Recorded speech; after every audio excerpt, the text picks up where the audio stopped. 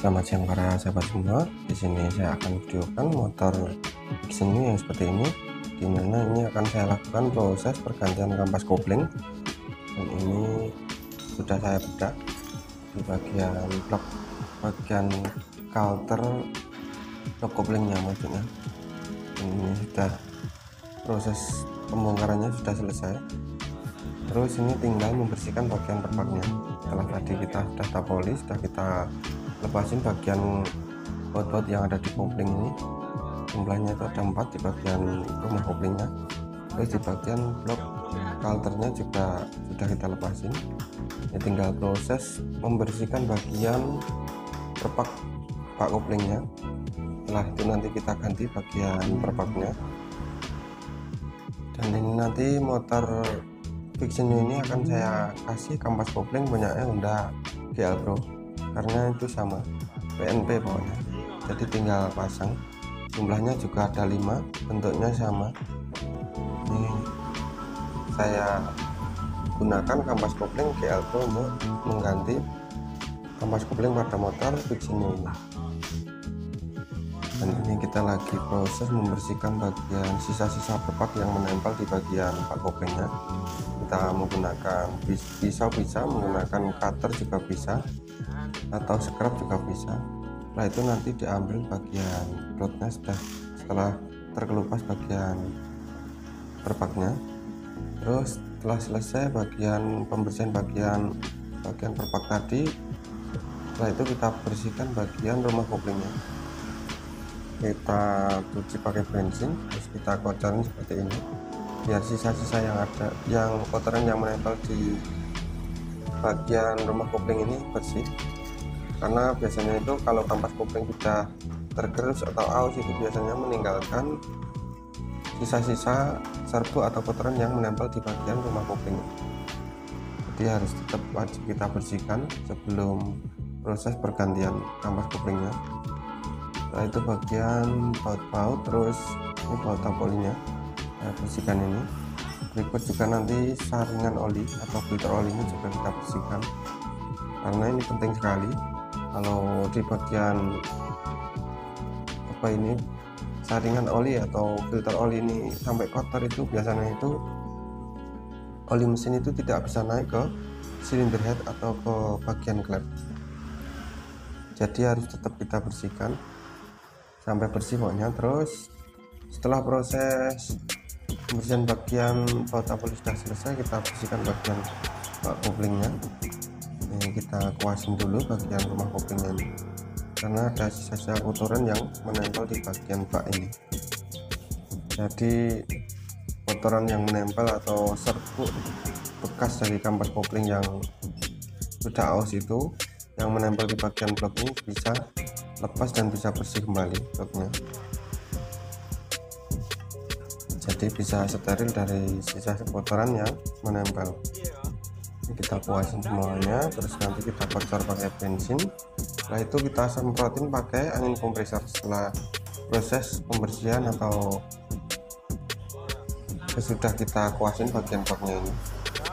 Jadi harus disemprotin biar sisa yang menempel di bagian blok, maksudnya kotorannya itu bisa kabur semua.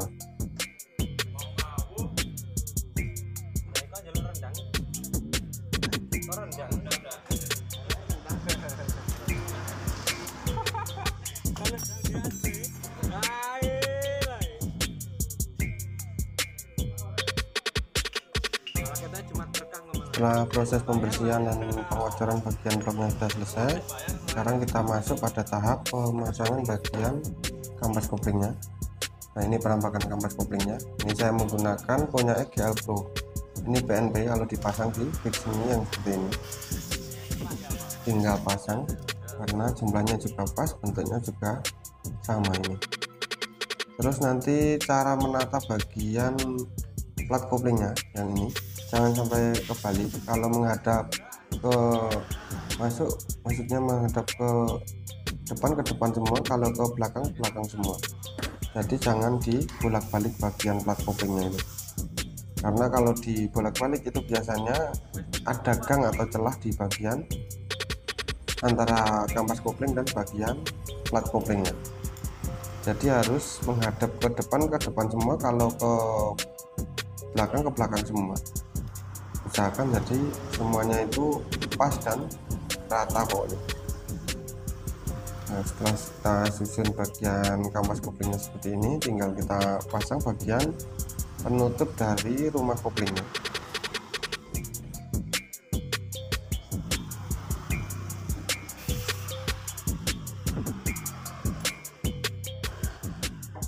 Pas proses pemasangan bagian tutup rumah kopling, jangan lupa titik yang bagian sini, titik ini menghadap atau lurus dengan titik yang ada di bagian duduk kampas kopling itu yang saya beri panah itu. Nah, ini tepatnya, ini titik ini lurus dengan titik di bagian tutupnya tadi. Kita pasang, terus nanti kita kasih bar, baru kita kasih baut di bagian tutup rumah koplingnya. Kita pasang barnya dulu satu persatu, baru kita pasang bagian baut.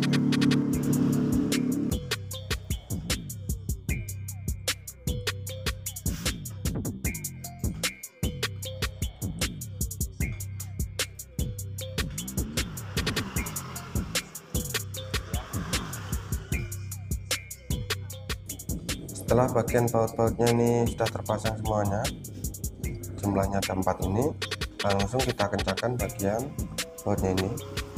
Usahakan jangan langsung keras, pokoknya merata dulu, menyilang, mengeraskan bautnya itu menyilang, jadi kencangnya nanti bisa rata atau kerasnya nanti bisa rata. Pas mendorong bagian tutup rumah kopling yang mendorong ke kampas koplingnya ini bisa rata pokoknya.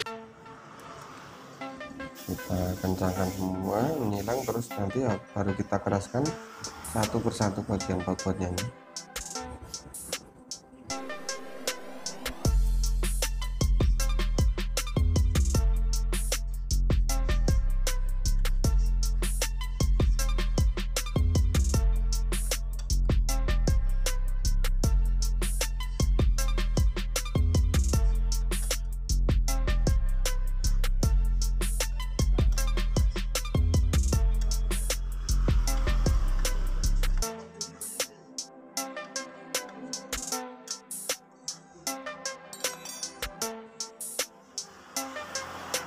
Nah, bagian 4 baut tutup koplingnya sudah kita keraskan, kita kendurin dulu bagian truk koplingnya atau setelan koplingnya, jangan sampai posisi menekan pokoknya. Jadi ada jarak longgarnya itu sedikit, ada apa itu obatnya itu sedikit pokoknya. Jadi ada kelonggaran antara truk kopling dan bagian as truk koplingnya, maksudnya itu kan ada tuas panjang di bagian as dari tengah kopling ini yang berfungsi untuk mendorong bagian tutup rumah kopling ini. Jadi itu usahakan ada gangnya sedikit pokoknya, jangan sampai posisi netral itu mendorong terus, karena kalau mendorong terus otomatis kampas kopling akan terbuka atau ada celahnya yang mengakibatkan motor itu jadi slip. Nah, seperti ini, ketika ditekan itu baru membuka seperti ini. Kalau nggak ditekan itu tetap ada spellingnya sedikit pokoknya, ada jarak longgarnya. Setelah proses penyetelan selesai, kita load dulu bagian kalter koplingnya, maksudnya tempat dudukan tepatnya ini ya tidak ada kotoran yang menempel. Habis itu kita pasang bagian bak koplingnya, kita tutup bagian baknya, usahakan itu pas dan rata sama baut-bautnya itu. Terus baru kita pasang bagian baut koplingnya ini satu persatu.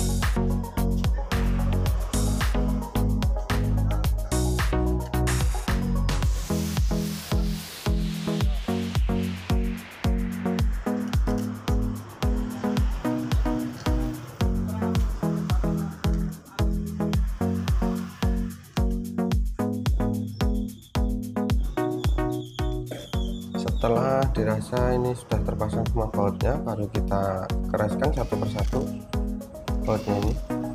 Usahakan mengeraskannya juga jangan langsung berputar satu arah. Ini cara mengencangkannya pokoknya menyilang, jadi posisi menekan bloknya itu bisa rata, jadi tidak ada celah atau celahnya itu bloknya itu tidak miring lah, jadi bisa rata, kencang dan kerasnya itu bisa rata kok.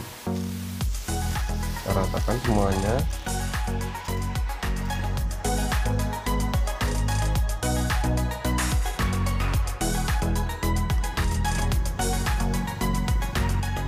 Nah, itu kita tempelkan bagian pedal starternya ini. Misalkan bisa ngenop dulu, terus baru kita pasang bagian mur dari starternya ini. Lalu kita keraskan bagian mur dari engkol starter ini. Di situ kita pasang bagian totokan atau istilahnya itu stopper dari starternya ini. Ini kan ada di bawah bagian engkol starter, berfungsi untuk menahan starter yang sudah, ketika kita starter itu ada istilahnya itu ada pentokannya atau istilahnya itu ada batasnya, karena kalau ini tidak dipasang itu biasanya bisa lepas bagian starternya itu nanti. Jadi ini penting, bahkan pas habis membelah kopling ini tetap dipasang, jangan sampai lupa pokoknya. Terus habis itu kita baut bagian kotak polinya. Ini bisa menggunakan kunci 19 ring bisa ini.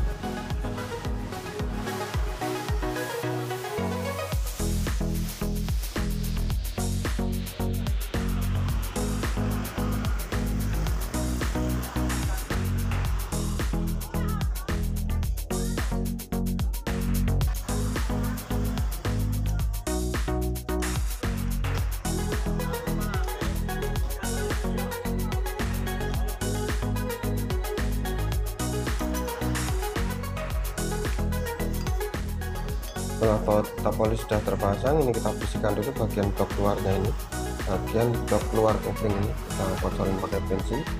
Habis itu nanti kita semprotin pakai kompresor biar kelihatan bersih kembali, karena sisa-sisa oli dan sisa kotoran yang menempel di bagian blok ini kalau nggak dibersihkan kan dilihat gak enak kok. Jadi debu-debu juga gampang menempel kalau kondisinya itu penuh dengan kotoran oli di bagian blok ini. Makanya harus kita bersihkan, terus kita semprotin pakai angin kompresor.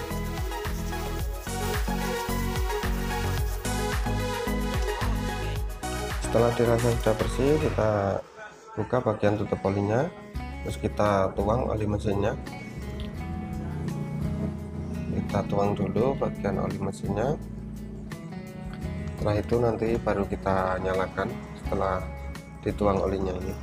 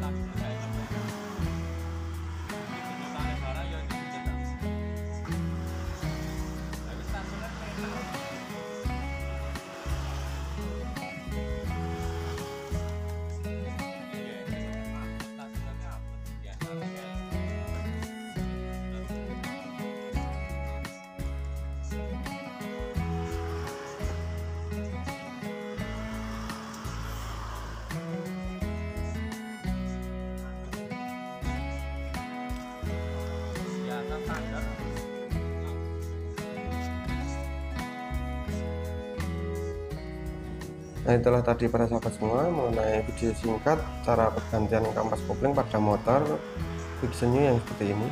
Ini saya menggunakan kampas kopling punya EGL Pro, itu PNP dan bisa langsung pasang. Dan semoga video ini bisa bermanfaat bagi para sahabat semua. Kita berjumpa lagi di kesempatan video yang berikutnya. Terima kasih.